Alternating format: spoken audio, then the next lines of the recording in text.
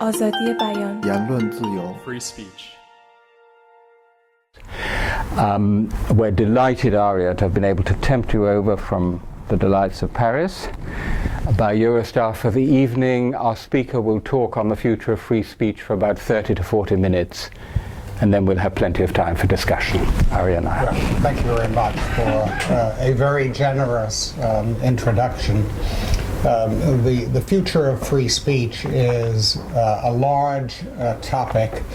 I certainly will not cover all aspects of it, or a significant number of aspects of it, in the remarks with which I will begin. But when we get to discussion, I'm happy to go anywhere you want to take me in terms of talking about the future of freedom of speech. I'm going to concentrate on a small number of areas, however, at the outset. First, I would say that, like many proponents of free speech, I think it is the most important of all rights. It is intrinsically important because a crucial aspect of our humanity is our ability to express ourselves freely and to exchange information, ideas, and insights with each other without restraints that are imposed by the state.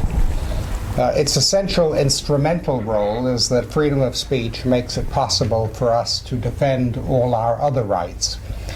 We can call attention to violations, and we can organize with others through the exercise of free speech to defend our rights. In this way, we can also secure our rights to fair and equal treatment, our right not to be punished cruelly, and our protection of a zone of privacy.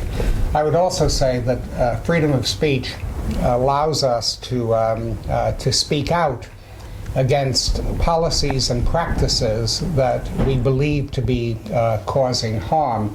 And I want to cite one example because it's something that happened quite a long time ago, but it's in the news at this moment because of the publication in English of a remarkable book by a Chinese journalist and scholar, Yang Jisheng. He had an article in yesterday's International Herald Tribune based on the book. Yang Jisheng, somebody I got to know in China a number of years ago, is a journalist and scholar who has spent a good many years trying to write a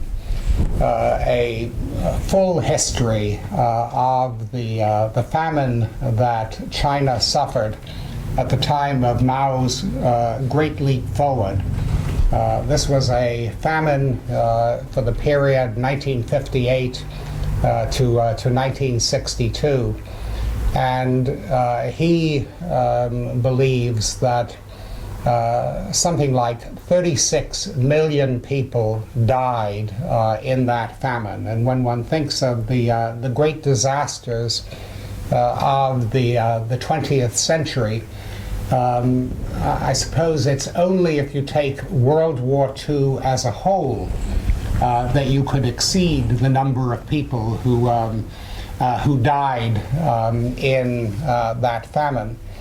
And an essential aspect of the famine is that it was not possible for Chinese at that time to speak out critically about Mao's policies, which were causing such a great disaster. I think it's even the case that for a period the leadership of the Communist Party in Beijing didn't know how significant the famine was, or that there was a famine, because party cadres were reporting the success of Mao's policies. Of course, when they did find out, they kept it to themselves because they didn't want to suggest that Mao's policies had caused such a disaster. And so it was not possible to organize any relief for the people who were starving to death in that period. So this seems to me perhaps an extreme example, very much an extreme example of the harm that can be caused by the denial of freedom of speech. And then, of course, freedom of speech also makes it possible to obtain and impart the information and ideas that are necessary if we are to govern ourselves democratically. As a general rule, I oppose limits on speech that involve the content of speech. Among other reasons, I believe such limits vest a level of discretion in the authorities that will almost inevitably result in abuses. And that's because speech is infinitely variable. There is no limit on the number of ways that a particular thought can be expressed. And the corollary is that there is also no limit on the number of ways that the authorities can interpret speech or impute a particular thought to a speaker. Our legal system is founded on the view that forms of conduct that may be prohibited should be defined as precisely as possible so that we know when a transgression will take place and we can regulate ourselves in ways that avoid doing anything that is illegal. It is, of course, possible to prohibit the use of certain words. Beyond that, however, I think precision is not possible where speech is concerned, because there are so many ways to use other words to convey the same meaning or to read that meaning into other words. To the extent that limits on speech are accepted, I believe they should involve the time, the place, and the manner of speech. No one has a right to burst into this room and disrupt the proceedings here by making a speech of his own, even if what he has to say would be perfectly appropriate if he had previously reserved use of this room for his own purposes. One could be prohibited from using a megaphone to conduct a political rally in front of a hospital or late at night in a quiet residential neighborhood. There are times and places where it may be appropriate to shout fire, but one can be punished for doing so falsely in a crowded theater, where a panic may ensue before anyone can persuade the crowd that there is no fire. I think one could legitimately be punished for confronting another person directly with such insulting epithets as would actually provoke a fight. Where time and place are concerned, it seems only appropriate to uphold freedom of speech in circumstances in which contrary points of view may also be expressed freely and considered before harm takes place. That is not possible in a crowded theater when someone yells fire, or in a street confrontation involving insults. There are also political circumstances that make it impossible for free speech to take place that I will discuss in a few moments. The principal questions, I think, that now confront proponents of free speech like me is whether we should modify these views because of widespread racism and xenophobia in Europe and other parts of the world, and the role that may be played by hate speech in contributing to this development. Whether the fury ignited in a number of countries with predominant or substantial Muslim populations by portrayals of the Prophet Muhammad that are regarded as derogatory, and the violence resulting from these episodes should make us impose curbs on such provocations. And because the internet makes it possible to disseminate hateful and outrageous messages instantaneously to a vast number of persons all over the world. So far as hate speech is concerned, it's important to point out that there are curbs required by law in many countries. It is generally the case in European countries and many other parts of the world that the law criminalizes the defamation of groups of persons on the basis of race, nationality, ethnic origin, or religion. In a few European countries, such as Denmark, for example, defamation on the basis of sexual orientation is also prohibited. In order to be criminal, such defamation usually has to take the form of incitement to discrimination or violence. This accords with Article 20 of the International Covenant on Civil and Political Rights, which requires that, in quote, any advocacy of violence, any advocacy of national, racial, or religious hatred that constitutes incitement to discrimination, hostility, or violence shall be prohibited by law.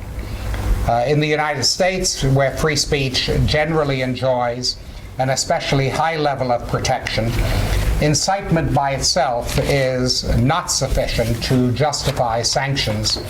And both the United States and the United Kingdom entered reservations about Article 20 before ratifying the covenant because of their concern that it does not adequately protect freedom of expression. In the United States, hate speech may only be punished in circumstances where, and this is a quote from the leading U.S. Supreme Court decision on this matter, where it is directed to inciting or producing imminent lawless action, and it is likely to incite or produce such action.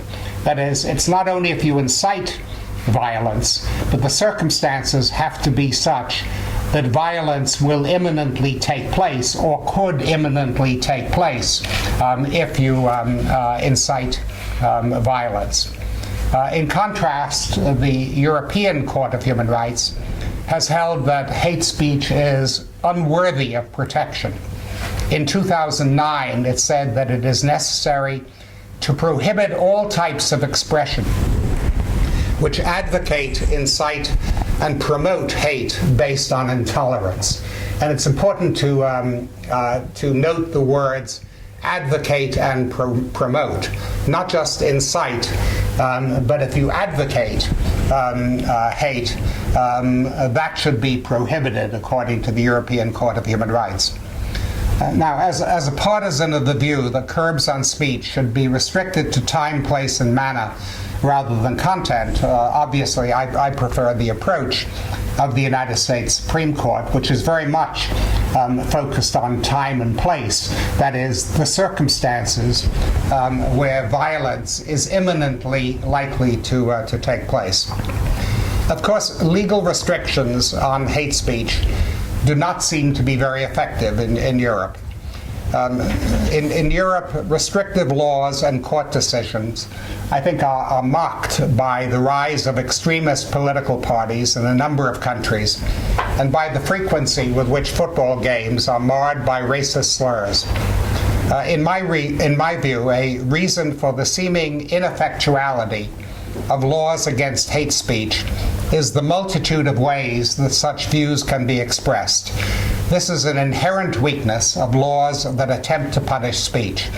Although the United States is a country of very deep racial divisions, where hate speech, like all other forms of speech, enjoys legal protections, the actual prevalence of hate speech in public discourse in our time has not seemed as great as in Europe, where the law allows criminal prosecutions of a great range of expressions.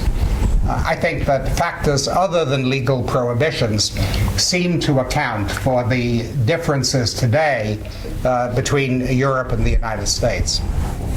Some of those who wish to prohibit or punish what they take to be derogatory portrayals of Muhammad equate blasphemy with hate speech. In fact, they are quite different. Hate speech involves the incitement of discrimination or violence against others. On such grounds, it can be legitimate, and again, even in the United States, it can be legitimate if the circumstances are such. It can be legitimate to punish the speaker. In contrast, such violence as may result from blasphemy tends to be perpetrated by those who take offense against the speaker and against those they associate with the speaker. To the extent that punishment is appropriate, it should not be against the speaker. It should be against those who engage in violence. Of course, there may be circumstances in which blasphemy takes place in circumstances that provoke immediate violence because of a direct confrontation before any contrary view may be expressed. But that has not been the case in the blasphemy cases that have aroused controversy in recent years. Violence or the threat of violence has taken place at times and places chosen by the authors of violence. Since the Ayatollah Khomeini's fatwa against Salman Rushdie nearly a quarter of a century ago for his novel The Satanic Verses, the frequency with which threats of violence and actual violence have taken place against those accused of blasphemy against Muhammad and against Islam seems to have increased greatly. Following the publication of the Danish cartoons of the Prophet Muhammad in 2005, there were riots in many countries and substantially more than 100 persons were killed. An American organization, Human Rights First, published a report last March documenting 136 recent cases. It's called Blasphemy Laws Exposed: The Consequences of Criminalizing Defamation of Religion. Many of these cases involved extreme violence that included killings. The report divides them into 4 categories: those that stifle discussion and dissent in the public sphere, those that spark outbreaks of mob violence, those that violate freedom of religion, thought, or belief, and those that are used as a weapon to settle private disputes. And obviously, some of the cases belong in more than one of these categories. I'm not aware of reliable information on the frequency of blasphemy cases in the era that preceded the Ayatollah Khomeini's fatwa against Salman Rushdie and his novel. Hence, I'm only guessing when I say that I think that episode contributed to the frequency with which such cases have arisen during the past quarter of a century. The fatwa against Rushdie was issued by Khomeini at the end of the disastrous 8-year war between Iraq and Iran, in which Iran tried in vain to prevail by sheer numbers, resulting in the deaths of hundreds of thousands of young men. Focusing attention on an allegation of blasphemy seemed a politically opportune way of changing the subject. Many more recent episodes of alleged blasphemy seem also to reflect political opportunism on the part of those who whip up public sentiment against those who are the targets of their accusations. Unquestionably, the advent of the internet is a factor we have to consider as we think about free speech today and tomorrow. Every technological development that has enhanced our capacity to communicate has had important consequences for free speech.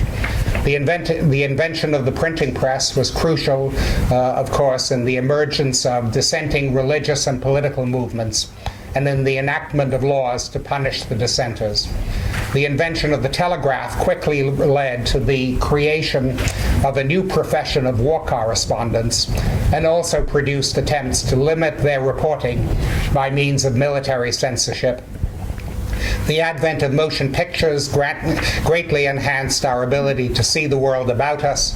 It also was followed quickly by the establishment of film censorship and so on. The internet is clearly as significant an innovation, and some would argue that it is even more significant than these earlier technological breakthroughs. As it is still early in the history of the internet, it seems likely that we cannot yet estimate all the changes that it will bring about, including its impact on free speech. Even so, it seems to me that a proponent of free speech who believes that the content of speech should not be regulated is justified in maintaining that position. Indeed, I think the case for insisting that content should be protected is heightened by the capacity of the internet to disseminate information and ideas instantaneously and universally. That is because placing limits on content would mean the application of a lowest common denominator approach to all communications. It would be difficult to anticipate what might be inflammatory or objectionable someplace in the world. In some cases, as in Turkey's objections to what was perceived to be derogatory comment on Ataturk, it was not only its circulation in Turkey that was said to be offensive, it was its dissemination anywhere. A lot of content would have to be suppressed if offensiveness were a criterion for what may not be circulated on the internet. Another approach favored by some seeking to limit the dissemination of offensive material through the internet is to focus on service providers rather than the authors.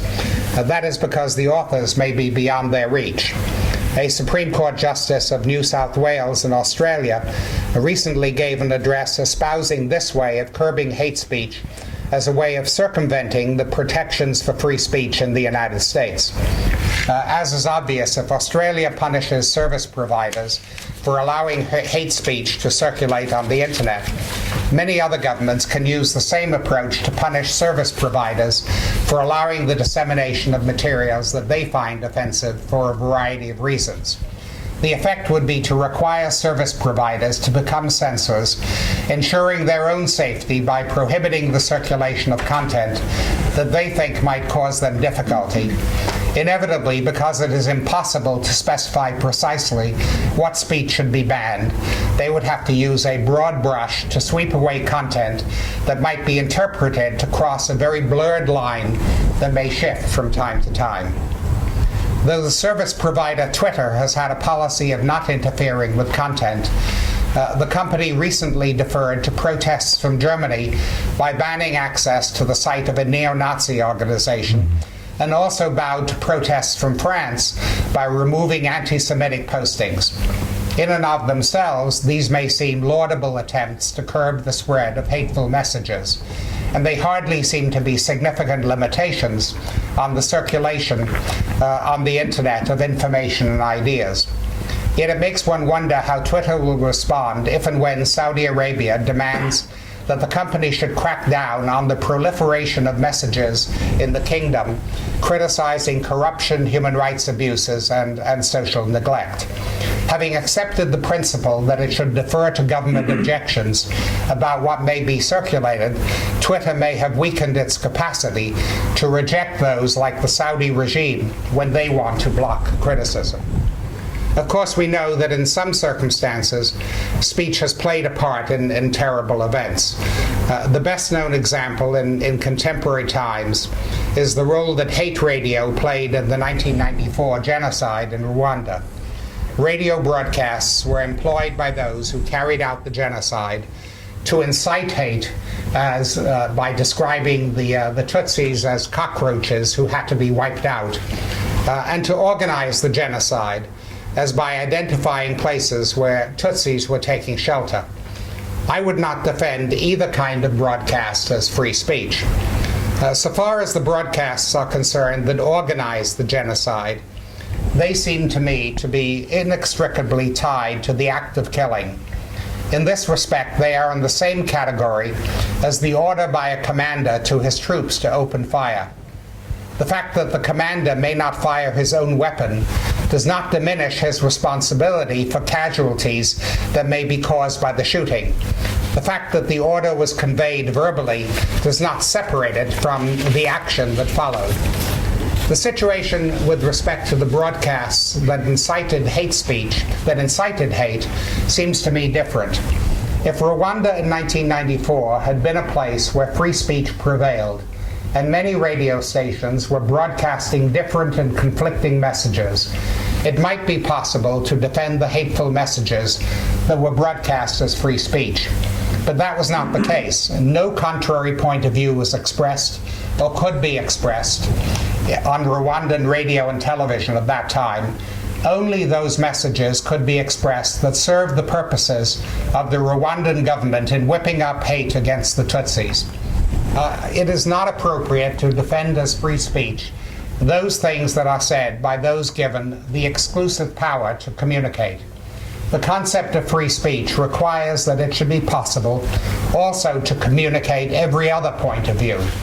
It seems likely that the powerful impact in Rwanda of those broadcasts that incited hate is attributable in some measure to the fact that this was the only message that could be heard. The anti-Semitic hate messages of Julius Streicher or of Joseph Goebbels during Nazi rule in Germany could hardly be defended as free speech, at a time and place when no one was permitted publicly to denounce those views. On the other hand, and here I come back to the Skokie matter, on the other hand, when a small group of Americans calling themselves Nazis attempted to march through Skokie, Illinois 35 years ago in uniforms that evoked the views of Goebbels, the circumstances were entirely different. Freedom of speech prevailed in Skokie, and the Nazi march, if it had taken place, in fact, it never took place. The Nazis ultimately were scared, I think, and didn't show up. They were actually entitled to march because of the court decision in their behalf. If it had taken place, it would have been greeted by derision and contempt. The circumstances were exactly contrary to those required for the incitement to violence to cause imminent violence. The only danger of violence was that spectators might assault the Nazis.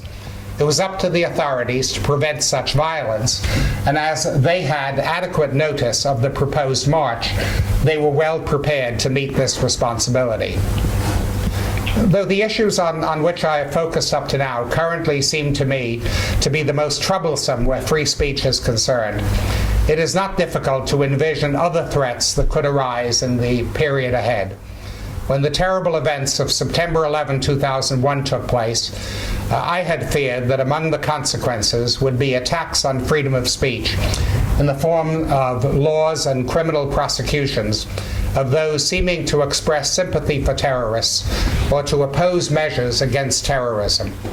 Though there have been such developments in other parts of the world, by and large, Western countries, including those that have been particular targets of terrorist attacks, have not experienced major restrictions on freedom of speech. In the United States, for example, where there were extensive assaults on free speech during previous periods when national security concerns loomed large, such as World War I, the post-World War I Red Scare, World War II, the post-World War II Red Scare, and during the Vietnam War period, we have not experienced comparable restrictions on speech during the past 11 years. The major exception is a United States Supreme Court decision in 2010 that upheld federal legislation that permits the imprisonment of Americans for up to 15 years if they provide material support to a terrorist organization, even if that support is not in the form of weapons or finances, but in the form of speech. At this point, however, we do not yet know the consequences of that decision. There has not been significant action since the Supreme Court decision 2 years ago, which would indicate how that will be used.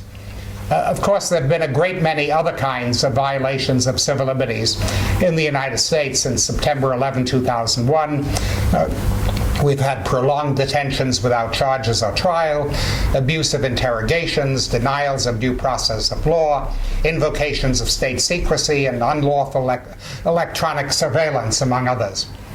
Generally, to a much lesser extent, such abridgments of civil liberties have also taken place in other Western countries. The fact that freedom of speech has been relatively exempt from attack in matters related to terrorism may, and I'm not sure of this, but may have something to do with awareness that a concern for freedom of expression is among our sharpest differences with the terrorists. Returning to the issues of hate speech, blasphemy, and the role that the internet may play in extending and exacerbating the harm and offensiveness of these forms of speech, it seems safe to predict that proponents of free speech will have a difficult time in the period ahead. Much of the time, we will be called upon to defend the circulation of forms of speech that we abhor. It is a lot easier and much pleasanter, of course, to defend free speech when we admire those whose rights we are defending. Ultimately, however, it is the principle of free speech that are admirable and that are worth defending, even when those who take advantage of them inspire our loathing. Thank you very much.